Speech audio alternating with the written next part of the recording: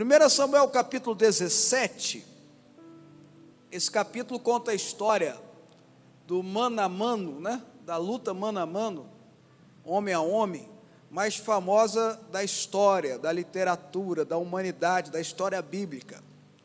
Sem dúvida é a luta, a batalha, mano a mano, pessoa a pessoa, mais famosa. Eu estou falando da luta de Davi e Golias.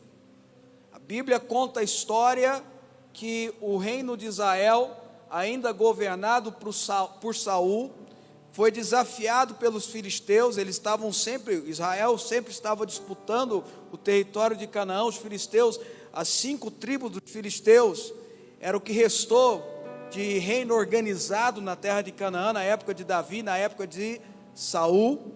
E Saul vivia em constantes batalhas com os filisteus. E certa vez eles se reuniram no vale de Elá, onde a história que nós vamos estudar, pelo menos parte da história que nós vamos estudar, aconteceu.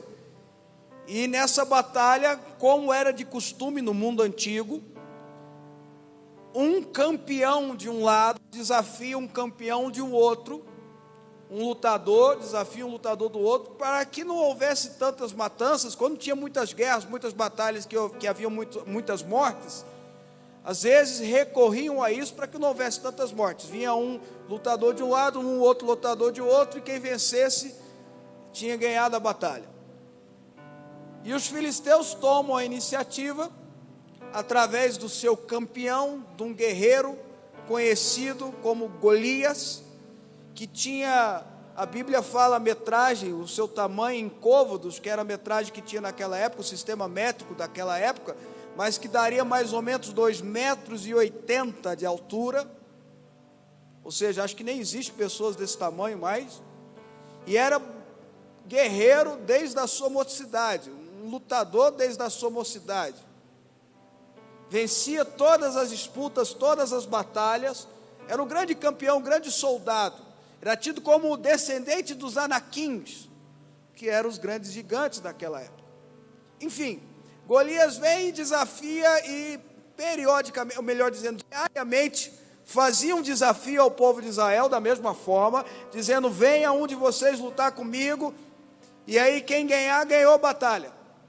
E falava palavras pesadas, pejorativas, contra o exército de Israel, contra o povo de Israel, e principalmente contra Deus. E um dia, fazendo esses desafios, o que é melhor, ou melhor dizendo, o que é pior, ele nos seus desafios, ele conseguiu segurar um exército inteiro. Nos seus desafios, ele conseguiu segurar não só Saul, Jonatas e todos os demais guerreiros, Abner, todos os grandes guerreiros da época, mas no seu desafio ele consegue segurar um exército inteiro.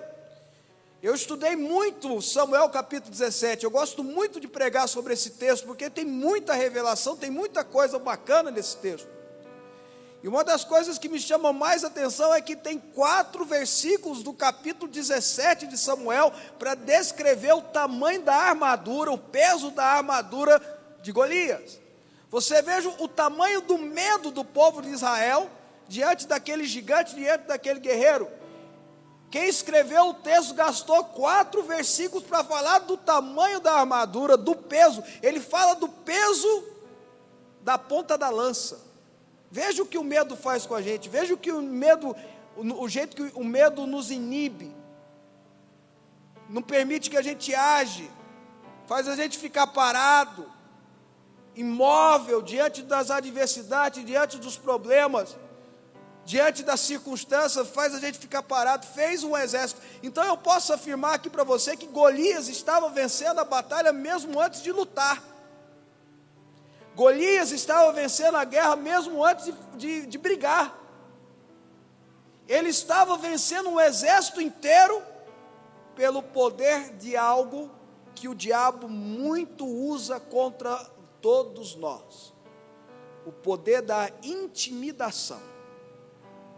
O poder da intimidação. O diabo tem uma arma chamada intimidação que usa contra o povo de Deus. Deixa eu te explicar um negócio para você. Erroneamente, historicamente, ensinaram para a gente que a luta do bem e do mal, essa dicotomia é Deus e o diabo.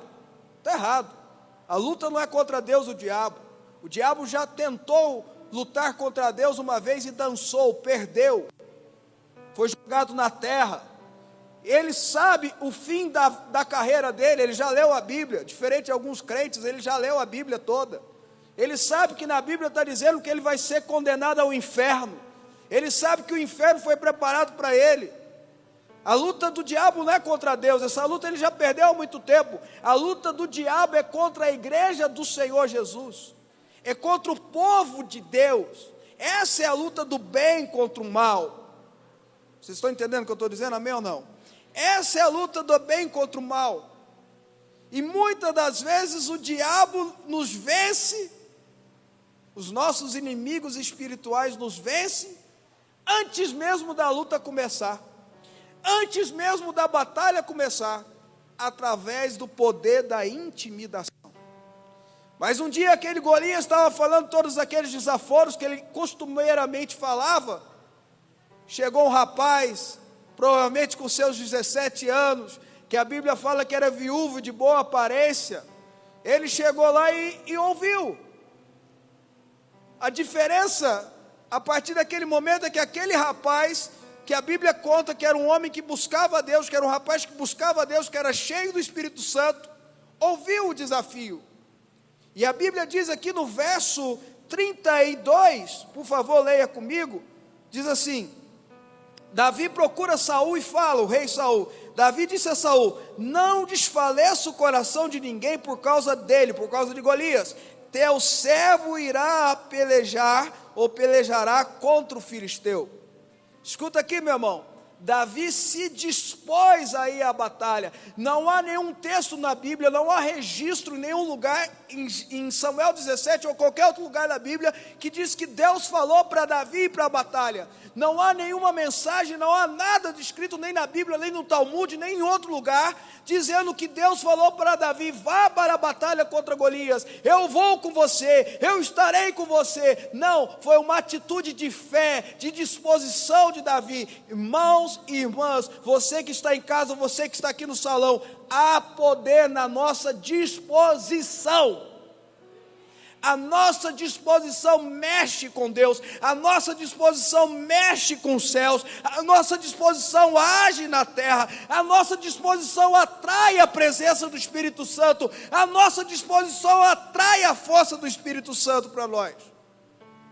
Não é à toa que quando Isaías tem aquela revelação maravilhosa do céu, do trono, que está descrito lá em Isaías capítulo 6, e ele escuta uma voz dizendo: quem enviarei? Quem há de ir por nós? Ele sabia quem estava falando com ele tinha tido uma revelação do sobrenatural, ele tinha tido uma revelação da sala do trono, ele tinha tido uma revelação de Deus. Quando ele escutou essa voz, ele sabia que era Deus. E ele diz assim: eis-me aqui, envia-me a mim. A tua disposição faz toda a diferença diante de Deus. Quem está me entendendo aqui, irmãos? E ele ouviu, e ele se dispôs. E aí a Bíblia, e eu quero falar com você hoje sobre as armas dos nossos inimigos espirituais contra as nossas vidas, descritas por Golias, faladas por Golias nessa batalha. A partir do verso 40, diz assim: Davi parte para a batalha, como a gente leu. Tomou o seu cajado na mão, escolheu para si 5 pedras lisas do ribeiro, e pôs no alforje de pastor que trazia, a saber, no surrão, e lançando mão da sua funda, foi-se chegando ao filisteu. O filisteu também se vinha chegando a Davi, e o seu escudeiro ia diante dele. Davi não tinha nem escudeiro, meu irmão, Davi tinha ovelha. Olhando, o filisteu, vendo a Davi, o desprezou, porquanto era moço, ruivo, de boa aparência. Disse o filisteu a Davi: sou eu algum cão para vires a mim com paus? E pelos seus deuses o amaldiçoou o filisteu a Davi. Disse mais o filisteu a Davi: vem a mim e darei a tua carne às aves do céu e às bestas feras do campo. Nessas falas de Golias, nessas ações de Golias, a gente identifica como que o diabo age na intimidação. As 3 armas que o diabo age como nosso adversário, como nosso inimigo, e os nossos inimigos espirituais agem contra nós na intimidação. Aqui diz que a primeira coisa que ele faz é desprezar Davi. Desprezou, ele é de boa aparência, pequeno, magrelo. jovem. E a gente encontra isso na Bíblia direto. Quando o povo de Israel, comandado por Esdras e Neemias, resolve reconstruir a muralha de Jericó, um tempo depois do que nós estamos lendo aqui, a Bíblia diz que os povos, em volta começam a desprezá-los, começam a dizer: quem vão fazer esses fracos israelenses? O diabo usa o desprezo para nos inibir. Ele olha para nós e fala assim: vocês são pequenos, vocês são fracos, vocês são cheios de falha, com passado carregado de pecado, vocês têm tantos erros, vocês são isso, são aquilo outro. E aí ele usa, infelizmente, ele usa instrumentos, porque o diabo usa instrumentos.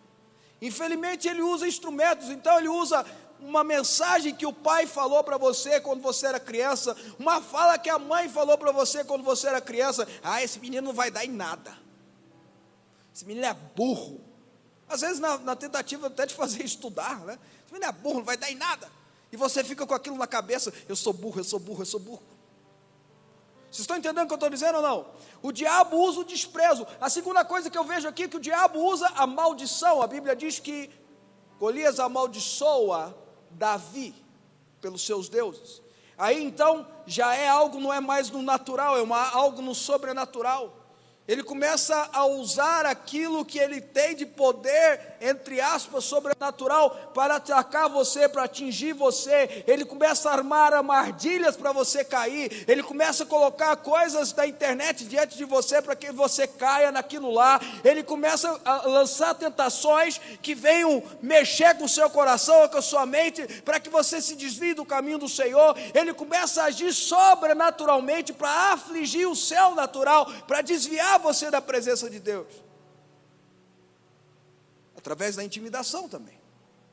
Vocês estão entendendo o que eu estou falando?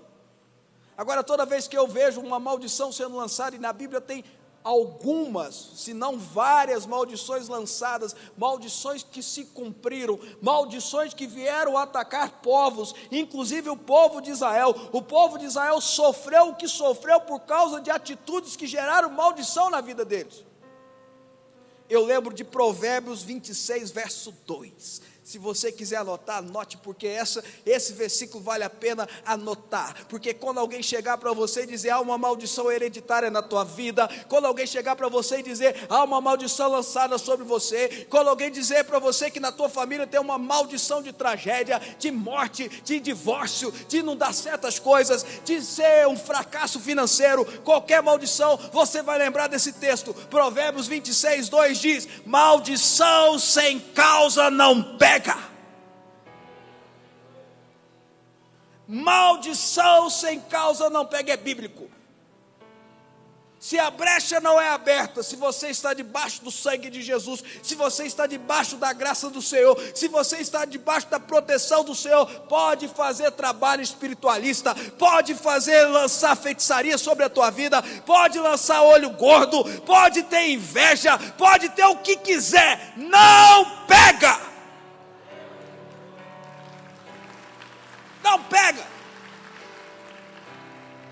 Às vezes a pessoa fala assim para mim: olha, às vezes já aconteceu algumas vezes, fizeram trabalho contra a vida do senhor.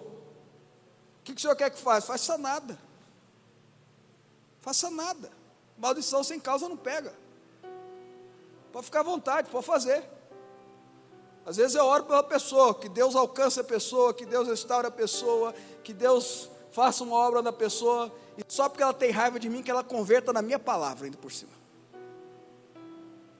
Pode até ir para outra igreja, mas que converta na minha palavra. Ué, esse dia para trás aqui, eu vi ele aqui, um querido, uma ovelha querida minha, chegou para mim: estava num tal lugar, um rapaz chegou e falou mal do senhor, até não queria mais para mim.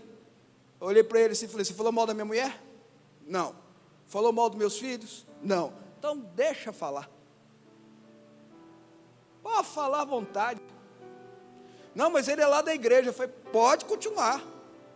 E que ele encontre Jesus, isso eu não falei não, estou falando agora. Que ele encontre Jesus na minha palavra.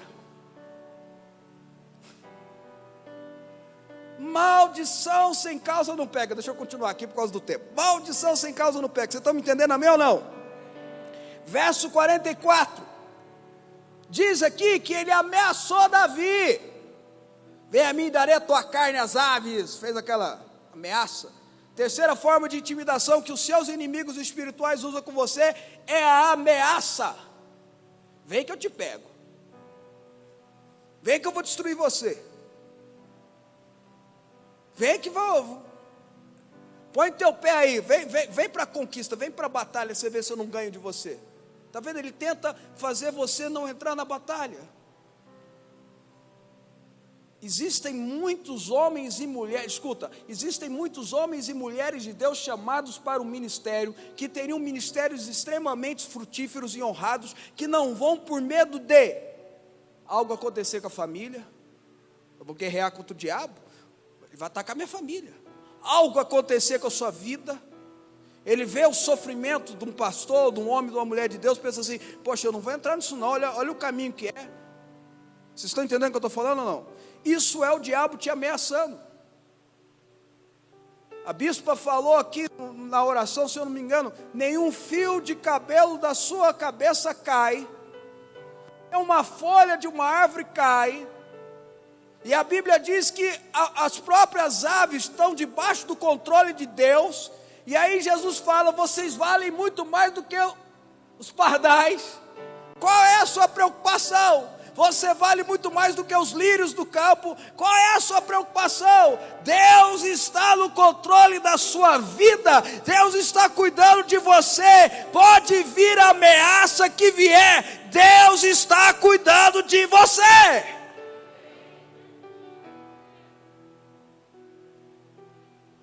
Qual é a diferença, meu irmão? Davi sabia disso tudo. Davi tinha isso no coração.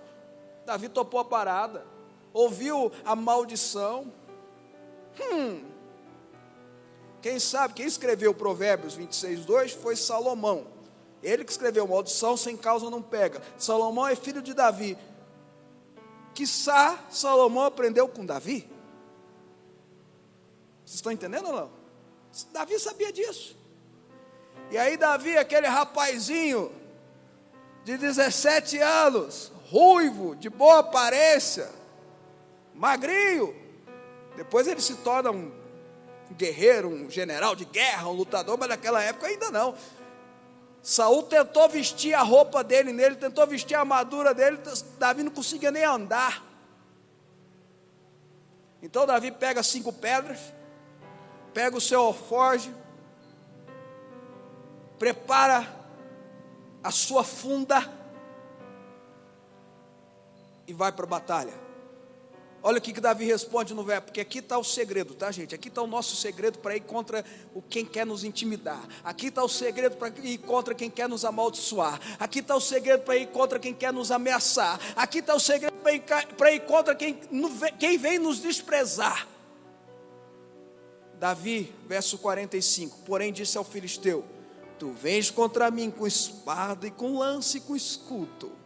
Eu, porém, vou contra ti em nome do Senhor dos Exércitos, o Deus de Israel, a quem tens afrontado.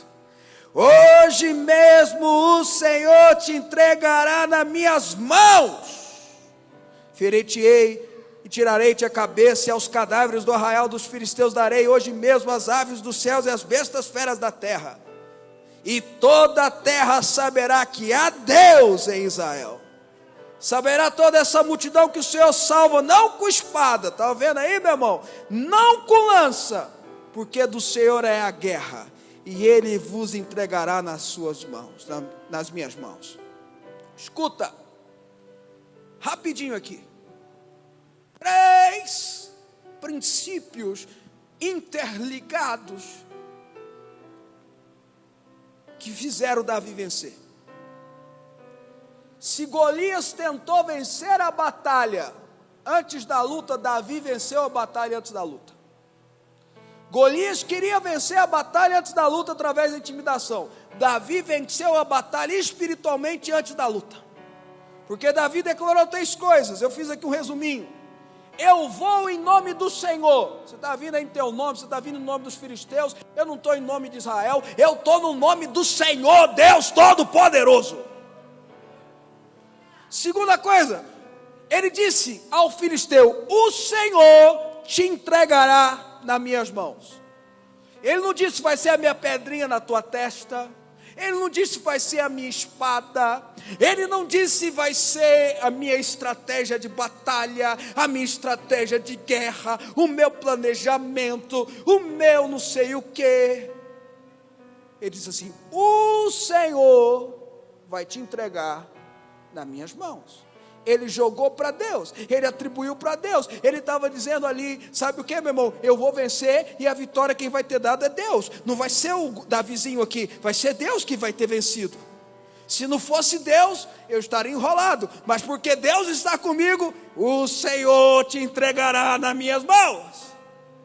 E a terceira coisa, toda a terra saberá que há Deus em Israel. Toda essa, ele fala, né? Davi fala, toda essa multidão aqui, ó. Ele joga, imagino eu, no Vale de Elá. Nós estivemos no Vale de Elá, eu e a bispa. Quem já foi em Israel já deve ter ido lá também. É um vale grande. Então imagina-se que os filisteus estavam de um lado, os israelitas de outro, e a batalha assim embaixo. Então Davi olha para o lado, toda essa multidão aqui, e toda a terra saberá, toda a terra saberá que há Deus em Israel. Toda a terra saberá que há Deus na minha igreja. Toda a terra saberá que há um Deus na minha família. Toda a terra saberá que há um Deus na minha casa. Toda a terra saberá que há um Deus nos meus negócios. Toda a terra saberá que há um Deus através da minha vida. Hoje mesmo o Senhor te entregará nas minhas mãos. Aí Golias deve ter ficado bufando, né? Ele parte com a lança dele. Davi pega uma pedra. Vocês entendem que não era Davi, era Deus? Vocês entendem? Dá para a gente raciocinar aqui. O capacete de Golias, ele era um elmo, né? E ele tinha um espaço curto na testa. Se ele não fosse tão grande, o elmo protegia a testa, mas ele era grande demais. Então sobrava o espaço da testa. Davi gira, encrava na testa. Golias cai no chão, fica tonto, buf. Cai desacordado. Ele não morreu com a pedrada, ele cai desacordado. A Bíblia diz que Davi chega perto, pega a espada dele. Davi corre, pega a espada de Golias e corta a cabeça de Golias. Aí não tem jeito, morreu. E qual foi? Irmãos, escutem, eu vou terminar agora. Estou contando coisas sobrenaturais, coisas espirituais. Essa batalha aconteceu? Aconteceu sim. Está nos registros da Bíblia e nos registros da história do Estado de Israel. Davi é tão reconhecido em Israel que a bandeira do Estado de Israel é a estrela que é atribuída ao reinado de Davi. Vocês viram o reconhecimento. Então vamos lá, escuta aqui que eu vou dizer para vocês. A pedra foi espiritual, foi a declaração de Davi que fez, foi a manifestação da glória de Deus através da fala e através das atitudes de Davi. Ok, mas teve a parte de Davi. É aí que eu e você temos que entender. Aí que está a mensagem, tem a pregação. Nós só vamos vencer os Golias, os nossos adversários, os nossos inimigos sobrenaturais, que muitas vezes se manifestam de forma natural, quando nós tivermos a mesma disposição que Davi teve. A minha parte, a sua parte é ter disposição. No mundo vocês vão passar por aflições, disse Jesus. Tem de bom ânimo, é a sua parte, é a minha parte. Eu venci o mundo.